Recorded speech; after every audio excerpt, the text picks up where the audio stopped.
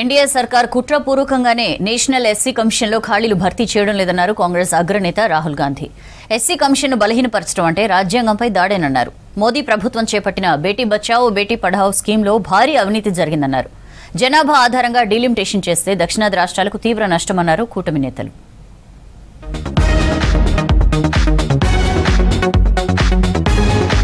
దళిత గిరిజనులపై మోదీ సర్కార్ కక్ష సాధింపు చర్యలకు పాల్పడుతోందన్నారు ఎల్ఓపీ రాహుల్ గాంధీ. జాతీయ ఎస్సీ కమిషన్లోని ఖాళీ పోస్టులను కేంద్రం వెంటనే భర్తీ చేయాలన్నారు. ఎస్సీ కమిషన్ పోస్టులు ఖాళీగా ఉంచడం బీజేపీ దళిత వ్యతిరేక విధానాలకు నిదర్శనమన్నారు.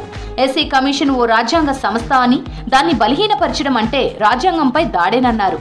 ఇది దళితుల సామాజిక హక్కుల్ని కాలరాసినట్లేనంటూ ఎక్స్లో పోస్ట్ చేశారు రాహుల్. ప్రధాని మోదీ ప్రభుత్వం చేపట్టిన బేటీ బచావో బేటీ పఢావో స్కీమ్లో భారీ అవినీతి జరిగిందన్నారు ఏఐసీసీ చీఫ్ ఖర్గే. ఈ పథకానికి చెందిన 455 కోట్ల రూపాయలు గల్లంతైనట్లు ఆర్టీఐ ద్వారా తెలిసిందన్నారు. ఆ డబ్బులు ఏమయ్యాయని ప్రశ్నించారు. 10 ఏళ్ల ఎన్డీఏ పాలనలో మహిళలపై బీజేపీ గుండాల దాడులు పెరిగాయన్నారు. సాధారణ ప్రజల నుంచి ఒలింపిక్ ఛాంపియన్ల వరకు వేధింపులకు గురయ్యారంటూ ఎక్స్లో పోస్ట్ చేశారు ఖర్గే. దేశవ్యాప్తంగా పార్టీ బలోపేతంపై దృష్టి పెట్టింది కాంగ్రెస్ అధిష్టానం. కేరళకు చెందిన కాంగ్రెస్ ముఖ్య నేతలతో భేటీ అయ్యారు ఏఐసీసీ చీఫ్ ఖర్గే, రాహుల్ గాంధీ. ఈ సందర్భంగా కేరళ సమస్యలపై చర్చించారు. క్షేత్రస్థాయిలో పార్టీ విస్తరణకు తీసుకోవాల్సిన చర్యలు, సంక్షేమ పథకాలపై చర్చించారు కాంగ్రెస్ అగ్రనేతలు. డీలిమిటేషన్ పై కేంద్ర మంత్రి అమిత్ షా ప్రకటన అస్పష్టంగా ఉందన్నారు కాంగ్రెస్ నేత కేసీ వేణుగోపాల్. దక్షిణాది రాష్ట్రాలను మరింత గందరగోళానికి గురిచేస్తుందన్నారు.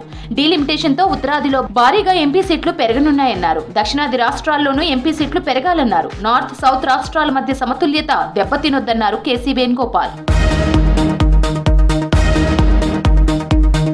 ఢిల్లీలో నియంతృత్వ పాలన నడుస్తోందన్నారు ఆప్ నేత మాజీ సీఎం అతిషి. ప్రజాస్వామ్యం, రాజ్యాంగాన్ని బీజేపీ అపహాస్యం చేస్తుందని విమర్శించారు.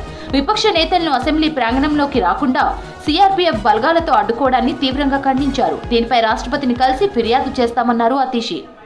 देखिए, भारतीय जनता पार्टी को ये लगता है कि ये देश लोकतंत्र से नहीं, संविधान से नहीं, ये देश तानाशाही से चलता है.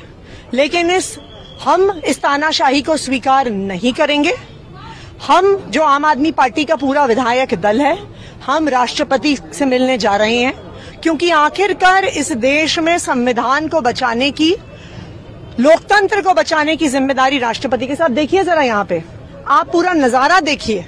पूरा आप नजारा देख सकते हैं कि सैकड़ों सीआरपीएफ के दल को इकट्ठा किया हुआ है. क्यों किया हुआ है? ये क्या कोशिश हो रही है? आम आदमी पार्टी के विधायकों को डराने की कोशिश हो रही है.